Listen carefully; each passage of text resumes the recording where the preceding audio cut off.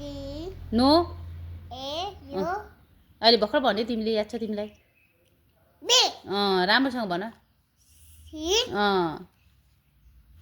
D good अझै भन अगाडिदेखिको पढ अझै राम्ररी भन एफ छि जिसिन्छ राम्रोसँग पढ त ए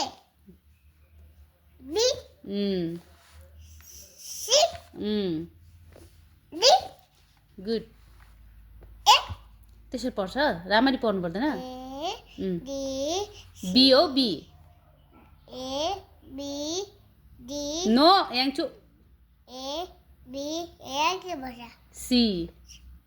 यो तिमीलाई याद छ त बहिनी A B A B C